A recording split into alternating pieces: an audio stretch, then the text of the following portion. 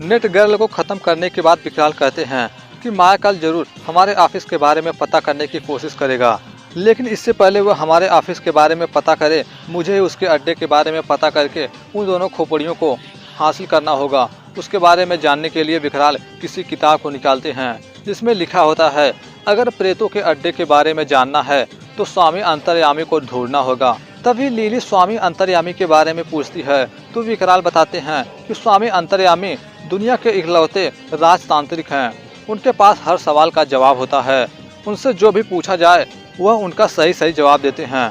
लेकिन स्वामी अंतर्यामी दुनिया से संन्यास ले चुके होते हैं, जो कि वे एक ऐसी जगह पर होते हैं जहां पर इंसानों का पहुंचना बहुत ही मुश्किल होता है, जो कि उस जगह के बारे में उस किताब में लिखा होता है।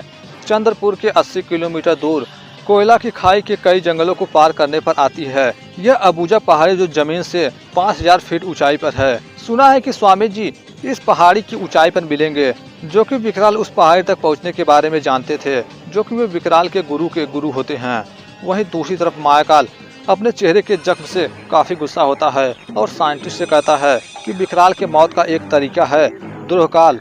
वहीं दूसरी तरफ विकराल लिली और गबरू के साथ स्वामी अंतर्यामी से मिलने के लिए निकल चुके होते हैं।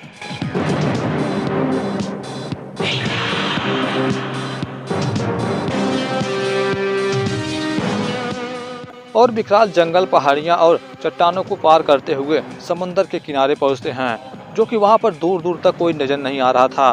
तभी गबरू थोड़ी दूर आगे चलता है कि अचानक गबरू के पैर में कोई नुकीली सी चीर चुभती है, जो कि वह छोटा सा कोई भाला जैसा कोई तीर होता है।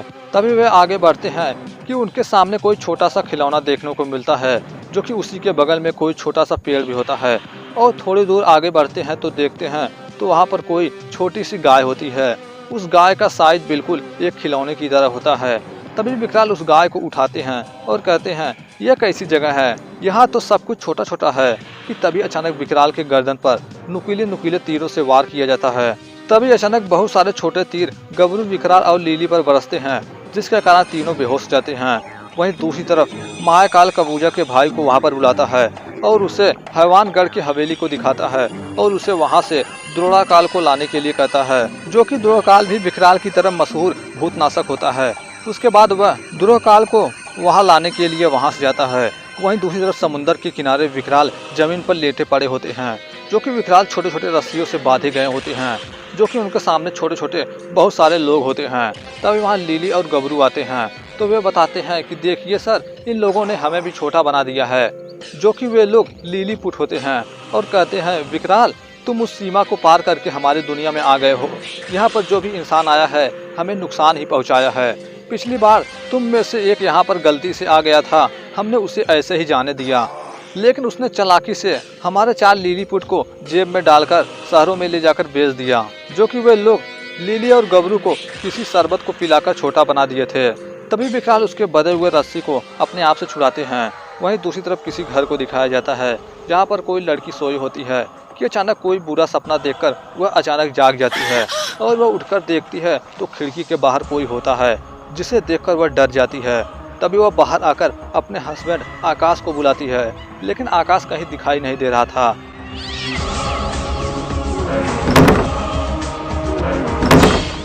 सारे दरवाजे बंद होते देख वह और डरने लगती है कि तभी वहां आकाश आता है। तभी देखते ही देखते अचानक वहां पर कोई शैतान प्रकट होता है और वह दोनों पर हमला करने के लिए उन दोनों की तरफ बढ़ता है।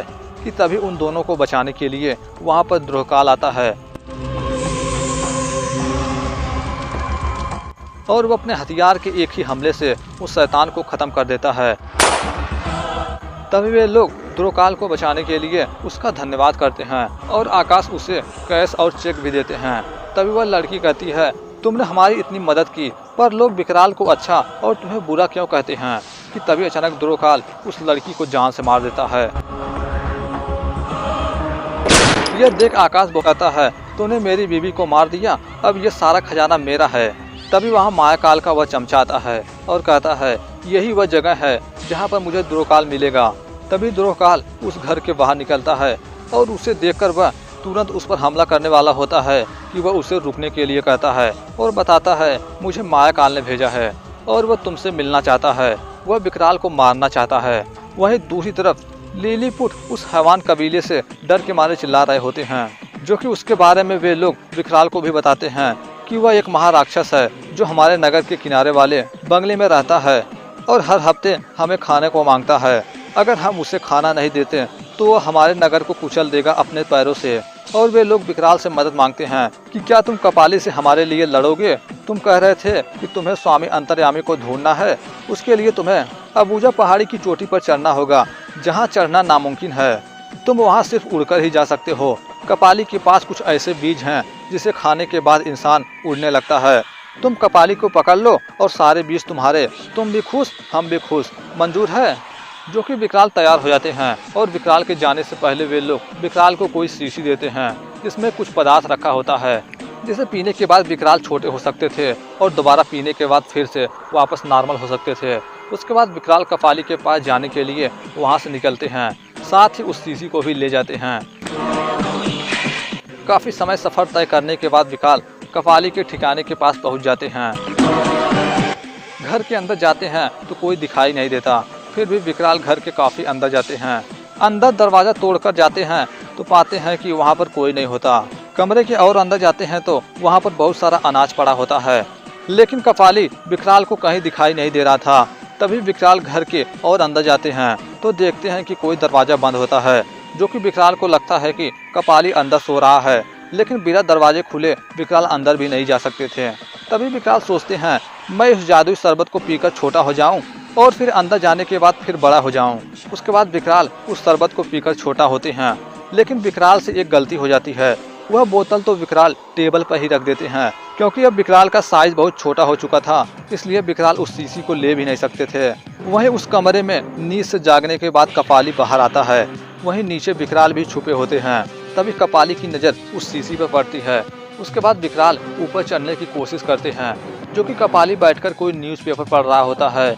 वहीं विकराल काफ़ी मशक्कत के बाद ऊपर उस टेबल पर चढ़ जाते हैं कि तभी अचानक कपाली को किसी इंसान की सुगंध सूंघने को मिलती है, लेकिन कपाली उसे इग्नोर करके अपना खाना पीना करने लगता है कि तभी अचानक न्यूज़पेपर पढ़ते पढ़ते वह टेबल पर एक जोरदार हाथ मारता है, जिसके कारण विकराल उसके खाने के प्याले में गिर जाते हैं।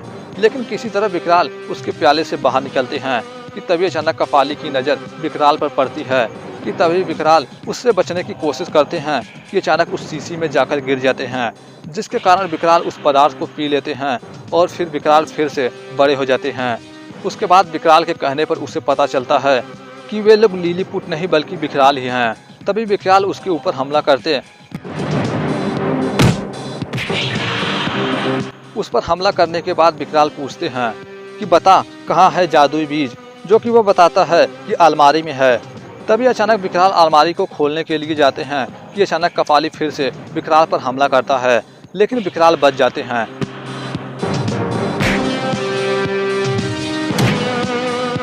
और आखिर में विकराल उसे अपने जादुई शीशी में कैद कर लेते हैं।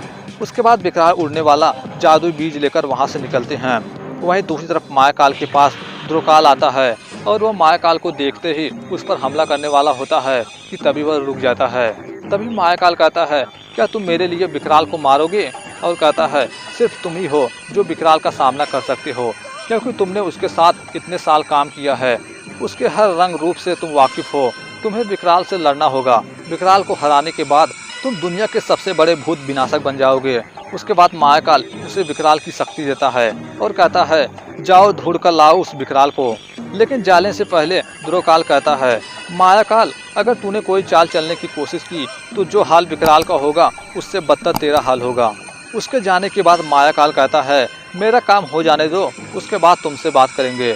वहीं दूसरी तरफ विकराल लिलीपुट के कबीले में आते हैं, जो कि विकराल कपाली को मारकर अपना वादा पूरा करते हैं, जिसके कारण लिलीपुट वाले गबरू और लिली को फिर से बड़ा कर देते हैं। बड़ा होकर गबरू बहुत खुश होता है और कहता है, मैं बड़ा हो गया। तभी विकराल कहते हैं, ओए हाफ टिकट, कहाँ तू बड़ा कभी था? चल अभी स्वामी अंतर्यामी को खोजना है। जो कि विकराल उस जादुई बीज की मदद से अब उड़कर अंबुजा पहाड़ी को पार करने वाले होते हैं। उसके बाद विकराल उन बीजों को बाइक की टंकी में डाल देते हैं। उसके बाद लिली, गबरू और विकराल बाइक पर बैठकर वहां से उड़ जाते हैं।